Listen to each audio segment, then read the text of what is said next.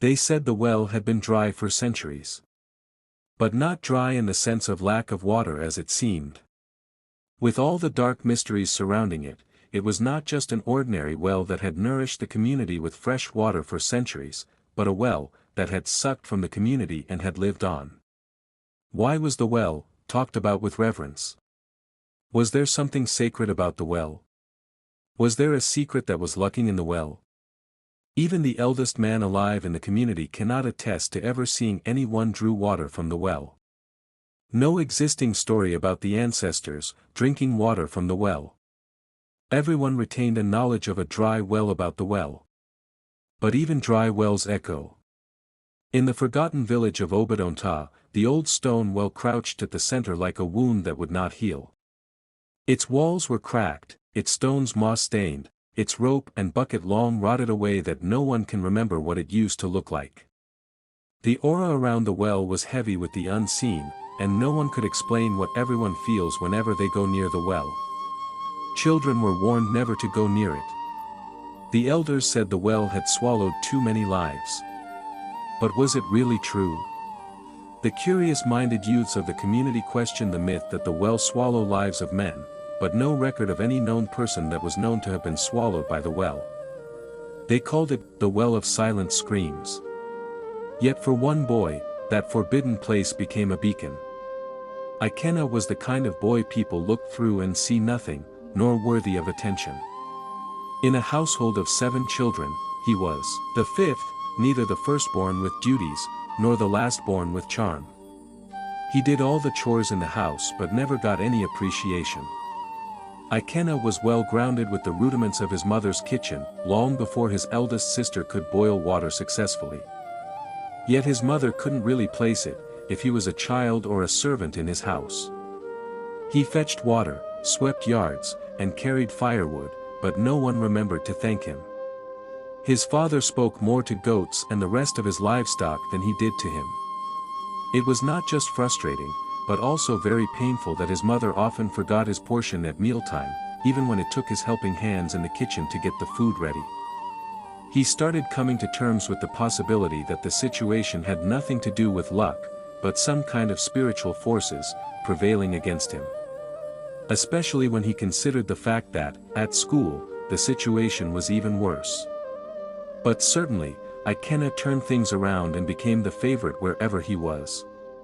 But in the meantime, his classmates mocked his worn clothes and called him water-gourd because he was always running errands for others. He was brilliant in class and quick to understand the teachings in the class, but unfortunately for him, he raised his hand to answer questions, but teachers never called nor pointed at him to answer.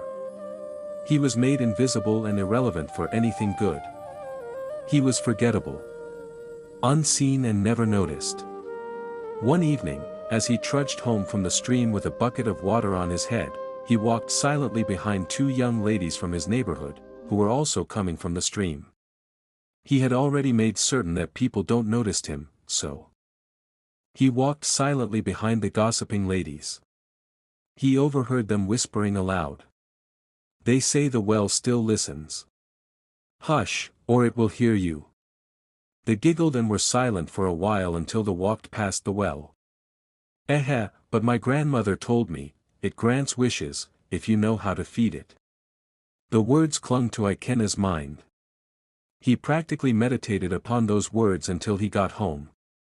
The words never left him. But what no one mentioned nor talked about was the repercussion. A well that listened. A well that granted wishes. Ikenna couldn't stop thinking and wondering. His imagination ran wide. If the well grant wishes, of course he had tones of wishes, he told himself. That night, under the heavy silence of a half-moon when the community was peacefully settling in, Ikenna crept out, making sure that as usual, nobody noticed him. He passed the sleeping huts on the way, and past the watchful trees. He carefully made his way to the forbidden circle of stones. The Well of Silence scream. The well loomed like a mouth gaping at the stars. Ikena clutched the only coin he had to his name. It was a small brass token his uncle had once given him during one Christmas visitation. He placed his hand on one of the stones at the mouth of the well and knelt. Then he closed his eyes, but hurriedly opened his eyes out of fear. Then he looked around and made certain that he was all alone. He muttered his wish under his breath, "Let them see me. Let people hear me when I speak. Let me also matter and people regard me. Let me mother and my father also remember me and appreciate me." He dropped the coin in the well and stood up. It clinked against the stone and fell to the bottom. Ikena listened as fear began to grip him, but no splash came from the well. For a moment, he wondered what he had just done. For a heartbeat, nothing happened. Then, a whisper rose from below, soft as breath, not gold. Silence. Ikena's heart froze. He spun, but no one stood near, and the night was empty and darkness made its reign obvious. He fled home, shaking. Yet in his chest, a spark burned. Silence. What does that mean? No gold, silence. Ikena was beginning to get confused and wondering what was going to happen to him. When he remembered his long-saved brass coin, he began to regret what he just did. He slept off that night without any mystery nor event. But by the time he woke up in the morning to carry out his morning chores, his father and mother were sitting and attending to his little sister Ngozi, who woke up that morning without a voice. She opened her mouth to speak and respond to her parents, but only air came out. Panic immediately spread through the family, prayers, herbs and tears, but there was no remedy. At that moment, Ikena did not know what he had just done.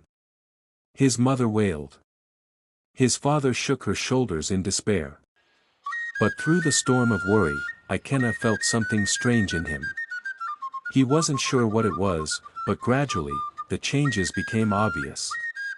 Everyone began to look at him as if they just realized that he existed. They asked him for his opinion and what he thought about anything. Sent him to fetch the healer when needed. For the first time, he was the center of attention, almost as if he was an interesting and a new arrival with appeal.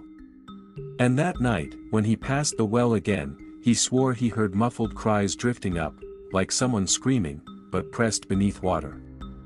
His chest tightened and he quickly waded off the first wave of fear. Had the well taken his sister's voice? He wondered, and for a moment, his thought ran wide. But he was sure that he dropped a coin for the price, so, the well couldn't be responsible for his sister's voice, he thought. But when the memory of being noticed and finally being appreciated and recognized hit him, he concluded that he allowed his gains to whisper louder than his guilt. Days passed and Ngozi remained voiceless, though otherwise healthy. The family doted on her, but they also leaned on Ikena more, and he was enjoying the flare of attention that he had never experienced all his life. He began to taste the sweetness of being essential and make decisions that mattered. So, 1 week later, he returned to the well. This time, he didn't bring a coin because he felt the physical price didn't matter, since he had come to accept the fact that what he did, and the well was responsible for his sister's voice. Kneeling at the well, he whispered a new wish, "Let them respect me more." The well's stones seemed to shiver. A hush rolled out, and he thought he heard a laugh beneath the earth. As it is, men always want more of anything and everything. The next morning, his mother lost her voice. Now he was sure that his deeds with the well was responsible. But he never cared and his mind had become callous. Villagers believed their house is hunted by the spirits. Within days, villagers began greeting Ikena differently, with lowered eyes and respectful tone. As if he carried some hidden powers. The teachers at school called on him first, almost with special regards. He answered boldly, with words rolling like thunder. But each night, the well echoed louder with muffled screams. The silence it fed on thickened the air around the village. Even the crickets seemed quieter. And he began to hunger for more and more of everything. Another visit. Another wish. This time, he had grown in greed and need for wealth. Then, he requested for wealth. His father's voice vanished, but Ikenna did not blink. Rather, he acted as if he was expecting it. Soon after, an uncle from the city sent bags of rice, fine clothes, and even money. The taste of it was good. And he proceeded for another wish. Another voice stolen, this time his best friend. Some people began to raise their eyebrow, wondering why it was happening to everyone around him, but him. And suddenly, the bullies stopped mocking Ikenna. Instead, they sought his favor. Every gift came with silence, and of course, every silence fed the well. The boy who had once been invisible now walked like a prince. At the expense of voices. Voices of his loved ones and friends. Somehow, inside of him, his heart grew hollow. The well no longer whispered to him. Just as Ikenna had grown in greed, the well had grown in authority. It no longer whispered, it demanded. Placing its demand at the greedy Ikenna that feeds it. More. More silence. And Ikenna, though frightened, obeyed. One night, he returned with a trembling prayer, "Give me everything. Make me the greatest." The well shuddered, and its voice rose from the depths, louder than ever. Only one voice remains to be given. Ikenna frowned. Only one voice. But some of his siblings still spoke, and so do my neighbors. There's still more voices that I can give in exchange.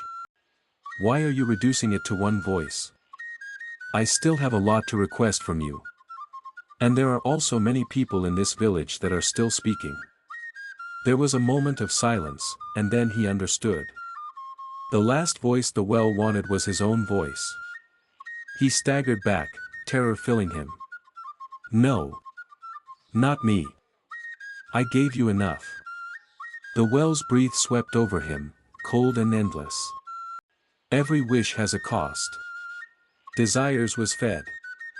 Now debt is owed. You should have taken your prayers to your God who gives for free, and waited for his moment. Here in the well, every fulfilled desires must be paid for.